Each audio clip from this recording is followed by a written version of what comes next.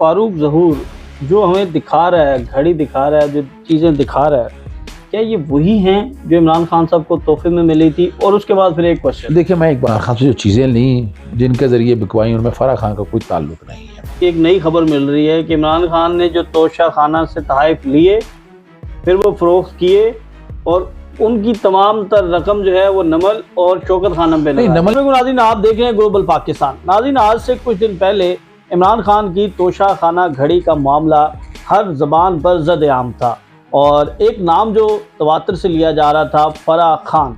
यानी ये कहा जा रहा था कि इस मामले की जो मरकज़ी किरदार है, जिसने वो घड़ी फ़रोख्त की, वो फ़राह खान है।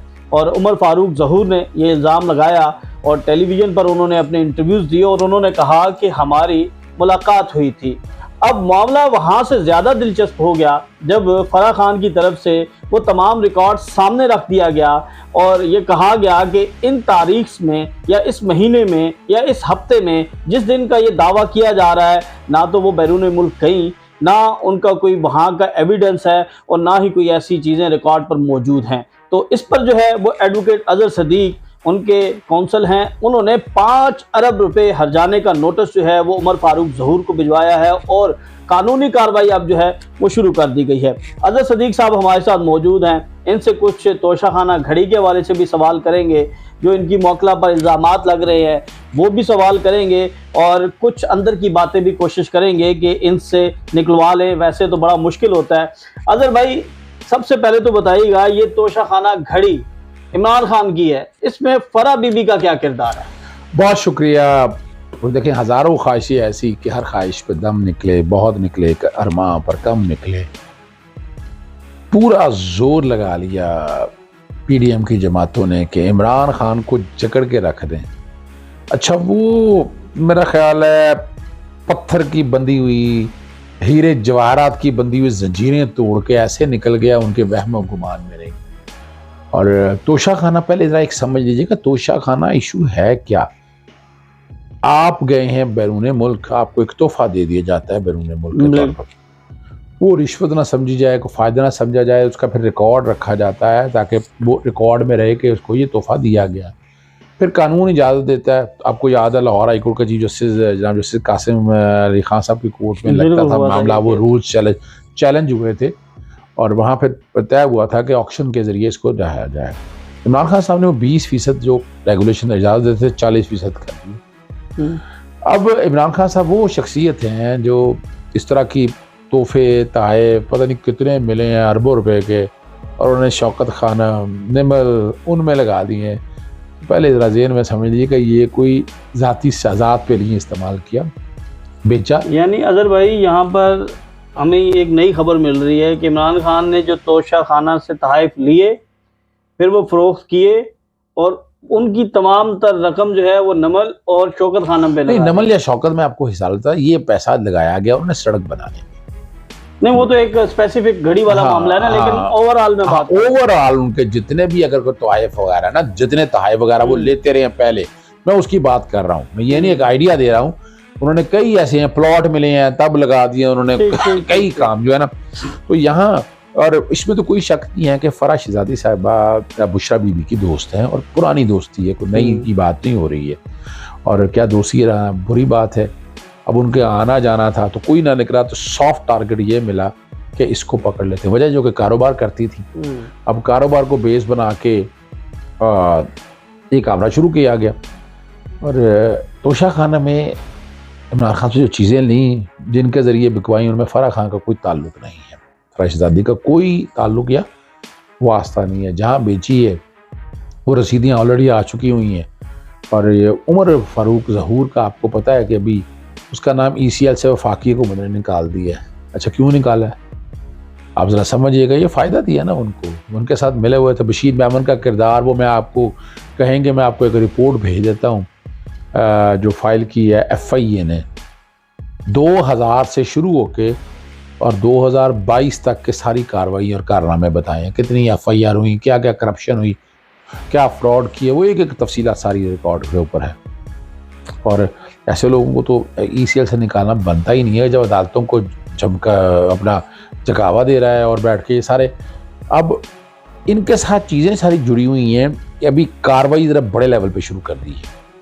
पहला तो है हर्जाने का नोटिस दे दिया, और उसमें 2019 में अमेरिका गई हैं, अबू धाबी से ट्रांजिट वीज़ा होता है 2 घंटे के लिए, तो बंदा एयरपोर्ट से तो निकल ही नहीं सकता। एक 2 घंटे में तो कहानी डल सकती है नहीं, तो देखिए समझिएगा, 2 घंटे का ट्रांजिट का मतलब है हमारे जहाज़ से आप निकलें, आपने अपना सामान शिफ्ट होना है, आपने एक से दूसरे टर्मिनल पे जाना है, और जहाँ से अगली फ़्लाइट लेनी है। वहाँ पर आपको कोई रिस्ट्रिक्शन होती है कि आप बाहर नहीं जा सकते, बाहर एयरपोर्ट के दूर के बाहर नहीं जा एयरपोर्ट के सकते? बाहर आप नहीं जा सकते। यानी अगर ये मुबैना तौर पर कहा जाए कि डील हाँ, हुई, अगर तो फिर अगर ये ऐसा होता कि आपकी कनेक्टेड फ्लाइट होती, क्या कह रहा हूँ, कनेक्टेड, तो कनेक्टेड फ्लाइट अगर आपकी होती, ऐसे कोई हालात होते, तो वो ट्रांजिट वीज़ा जो मिलता है फिर आपको 2 दिन का 3 दिन का, तो फिर आप बाहर जा सकते हैं, आ सकते हैं, आपको इजाज़त है इस बात की, को वीज़ा इस पर्पज़ के लिए होता है। और ये मैं नहीं बातें कर रहा, अहमद नूरानी जिनका ताल्लुक जंग और जियो से रहा है, आजकल फैक्ट फोकस के नाम पे काम कर रहे हैं, उन्होंने तफसीलात दी, उन्होंने ट्रैवल हिस्ट्री निकाल ली, मेरी मोकला की ट्रैवल हिस्ट्री निकाल दी कि ऐसी बात नहीं, उन्होंने ट्वीट किए सारे। लेकिन अब चूँकि उमर फारूक के एजेंडे के तहत मौजूदा हुकूमत के आला कार बन के ये सारा काम वो कर रहे थे, तो उनका कोई ताल्लुक नहीं, ना उन्हें कोई कंसर्न, घड़ी खरीदी भी है इतना अच्छा, पहले ये बताएं ना वो इतना अर्सा खामोश क्यों रहे, ये टाइमिंग ये क्यों सेट की गई।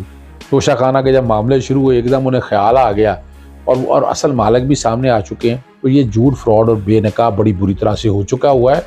और इसमें पहला काम है 7 दिन के अंदर माफ़ी मांगनी, और अखबारों में टीवी जिस पे बात की है, ये जियो को भी किया है, शाहजेब खानजादा को भी किया है।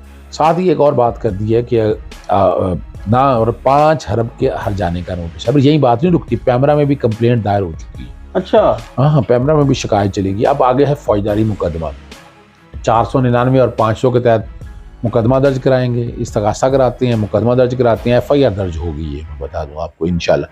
फिर उसके अलावा लंदन में दर्ज हो गई है या होगी दरखास्त देनी है ना उसकी, और लंदन और दुबई या और ममालिक में जो है ना डेफमेशन के दावे भी इंशाल्लाह वो सोचे जा रहे हैं, कब फाइल किए जाए, वो भी फाइल किए जाएंगे। यानी आप उनको कानून के दायरा कार में लाने के लिए तमाम वसाइल जो है वो इस्तेमाल करेंगे। Law has to take its own course ना जी। ये क्या है, चीचू का मरबलिया बनाई हुई है आपने बैठ के अपनी रियासत बनाई हुई है। यानी आप इतने ईमानदार हैं, आप अपनी बीवी के साथ बच्चों से मिलने नहीं दिया, इतने संग दिल बाप हैं आप, तो वो तो एक तकलीफ दे बात है, बहरहाल फेस तो करना पड़ेगा उन्हें। अच्छा अजहर भाई, एक चीज़ और ज़रा बता दीजिएगा, जो फारूक ज़हूर जो हमें दिखा रहा है, घड़ी दिखा रहा है, जो चीज़ें दिखा रहा है, क्या ये वही हैं जो इमरान खान साहब को तोहफे में मिली थी? और उसके बाद फिर एक क्वेश्चन। देखिए, मैं एक बात बताऊँ आपको, अगर समझ जाइएगा बात को, कि ये घड़ी या कोई चीज़ मैंने आपको पाकिस्तान में बेच दी है, ठीक है। अब जो ये ख़रीदार होते हैं, ये आपको पता है, ये ऐसे नहीं होती हैं, इनकी अपनी एक वैल्यू है, वर्थ है। तो ख़रीदार इनके होते हैं जो चाहने वाले लोग होते हैं, और वो उन चीज़ों को परचेज़ कर लेते हैं। अब ये मैं आई कांट से कि ये वही है या वो नहीं है। बादी नज़र में हम ये कह सकते हैं कि मुझसे चीज़ अजहर साहब ने खरीदी, अजहर साहब ने आगे मिस्टर अल्लाह रखे को भेज दी, मोहम्मद बूटे के पास चले गई, मोहम्मद बूटे से चंद दिन के पास जो है वो जाकर उमर फारूक ज़हूर के पास पहुंच गई। ये हो सकता है, यानी मैं भी ये, लेकिन हुआ भी यही है, जो कि पाकिस्तान से गई है, पाकिस्तान से वहां तक पहुंची तो है ना, और ये या वही घड़ी है, ये भी देखने वाली बात है। तो ये रेप्लिका तो नहीं हो सकती, क्योंकि वो कंपनी कहती है कि हमने बस एक ही चीज़ बनाई है। बस इसी चीज़ को सामने रख के आप समझ सकते हैं कि हालात किस तरफ हैं और बातें क्या हो रही हैं। लेकिन ये झूठ और फ्रॉड और फ्रेब अब नहीं चल सकता। जो मालियत बताई जा रही है घड़ी की, जिसका वो दावा कर रहे हैं, क्या इतने में ही उन्होंने खरीदी है या फिर बस ये नंबर गेम ही है? देखिए, मैं जो इतने इमरान खान साहब ने खरीद बेची है ना, वो इनकम टैक्स की रिटर्न वो तो आ गया, दी हुई है आगे। अब आगे एंटीक चीज़ें होती हैं, जब ये एंटीक चीज़ें जो होती हैं ना, उनकी कीमतें उसकी प्रोडक्ट के मुताबिक नहीं लगती, उसकी हैसियत के मुताबिक कोई कितने पैसे दे सकता है, और आपकी मर्ज़ी है जितने मर्ज़ी बेच दें। हो सकता है कई लोग तो मुफ्त ही दे देते हैं, अल्लाह ताला ने उन्हें दिया, इतना कुछ होता है। तो ये बुनियाद नहीं है कि ये कितने की या कितने की नहीं है, लेकिन चेहरा बेनकाब हो गया। फरा बीबी जो हैं वो मंजर आम से जो है वो बिल्कुल गायब हैं, क्या वजह है? ये सियासी मुकदमात हैं या फिर अभी वक्त नहीं आया कि वो सामने नहीं आना चाह रही? देखिए, एक बात तो बड़ी वजाहत के साथ आपने भी देखा होगा कि FIA क्या विक्टिमाइजेशन कर रही है। पुलिस पर्चे पे पर्चे दिए जा रही है। तो इन हालात में तो क्या ज़रूरत पड़ी आके इन मगरमच्छों के, और वो फ़ायदा क्या। यहाँ तो अदालतें भी आपको रेस्क्यू नहीं कर पाती। आपने देख लिया इनके हजरात के साथ क्या हुआ है। तो ये मौका यही है कि आराम रेस्ट की जाए, या ज़रूरत पड़े तो फिर आ जाए। अजहर सदीक ने एक ऐसा जाल तो बुन दी है फारूक ज़हूर के इर्द गिर्द जिससे निकलना मुश्किल है, लेकिन उस जाल में वो फंसेगा कैसे, क्योंकि हमारा तो कानून, हमारा सिस्टम इतना पेचीदा है, बोसीदा है कि इसके तहत इंसाफ लेने के लिए कई कई साल लग जाते हैं। बल्कि आप फारूक ज़हूर की अहलिया की मामला देख लें कि उससे तो 15-20 साल हो गया, वो तो अपनी बच्चियों से नहीं मिल सकी। यही एक अलमिया है, तकलीफ़ है, दिक्कत है, परेशानी है, क्या काम कहें आपको। एक तो उन्हें खुद सोचना चाहिए। ठीक है, माँ से अलहदगी हो गई है बच्चों की, लेकिन ये तो नहीं है ना कि माँ आप छोड़ के साइड पे फेंक देंगे। माँ का हक है, वो देना चाहिए। लेकिन मैं इतना जानता हूँ कि इतने अरसे से वो देखें इस निज़ाम को मुश्किल से मुश्किल वक्त में धोखा देता रहा, और वो बाहर ही रहा, और उसने बच्चियाँ अपने पास रखी, और मर्जी से देगा। कानून के ताबे अजहर सदीक कैसे करवाएगा? कानून देखें, बात ये है ना कि पहले वो पाकिस्तान में आएगा, उसके खिलाफ सजाएं या जुर्माने आप कर देंगे, लेकिन उसके पास रेमेडी है उनको अपील फाइल करने में, और वो वहाँ तक वो रेमेडीज देगा। लेकिन आप चाहें कि हर चीज़ को पाबंद करना है तो आप अदालतों से रुजू कर सकती हैं, और अदालतें आगे कह सकती हैं। जी बिल्कुल, हमारे साथ एडवोकेट अजहर सदीक मौजूद थे, और इनका ये कहना है कि न सिर्फ 5 अरब रुपए हर्जाने का दावा नहीं किया, बल्कि पैमरा से भी रजू कर लिया गया। उनके खिलाफ फौजदारी मुकदमात भी दायर करवाए जाएंगे, और इसके साथ साथ दुबई और लंदन में ये सबसे अहम पॉइंट है कि वहाँ पर जो है इनके खिलाफ ये मुकदमात जो हैं वो चलाए जाएंगे, और वहाँ से उम्मीद है कि जल्द इंसाफ जो है वो इनके क्लाइंट को मिलेगा। अगली वीडियो तक के लिए हमें इजाज़त दें। अल्लाह हाफ़िज़।